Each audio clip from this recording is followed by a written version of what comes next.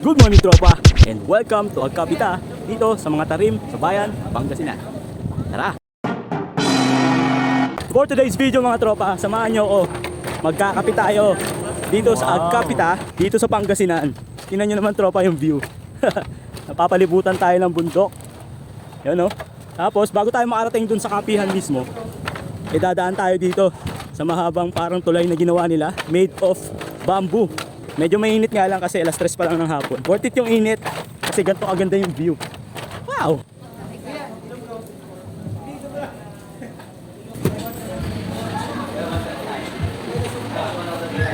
Nandito tayo ngayon mga tropa sa Agkapita.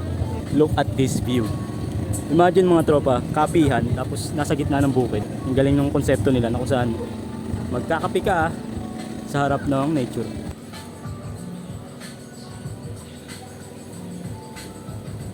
So yun yung nilakad natin mga tropa. Diba? So yun yung kotse natin nakapark kulay dilaw.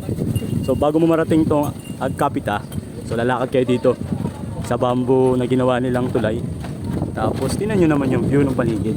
Diba? Sarap magkape dito. Marami din palang mga vlogger na nakapunta na rito. Ayan o. Siyempre hindi tayo papadaig. Maglalagay din tayo ng sticker. Sayang naman yung punta natin dito kung hindi tayo magdidikit, diba?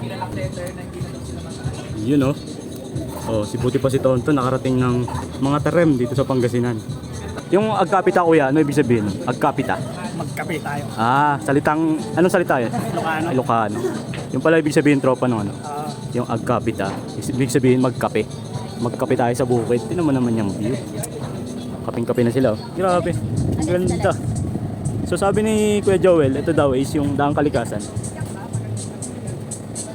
So yung mga nagmumotor. So possibly bago sila magmotor, dadaan sila dito magkakape. And then punta na sila ng Daang Kalikasan. So papunta ng Subic, tsaka ng Tarlac. So yun yung order namin. Wow! Ganda ng mga nagsiserve ah. Meron tayong dalawang klaseng ano dito. Ito ay ube matcha. And then ito naman ay strawberry. Wow! Sige kuya. Yun. Pati ano dito man kaya ko. Ito yung magandang literal na vacation leave. Ginamit mo talaga sa bakasyon.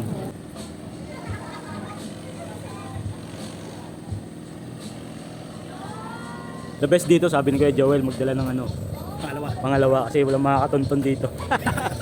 Malayo eh. Malayo pero worth it naman. Kasi ang ganda. So dahil abit mga tropa, kung gusto nyo magkape, sama yung mahal sa buhay, gusto nyo yung malayo, dahil lang kayo dito. Mga tarim, Pangasinan. Ito po si Tonton. Peace. Bye. Woo!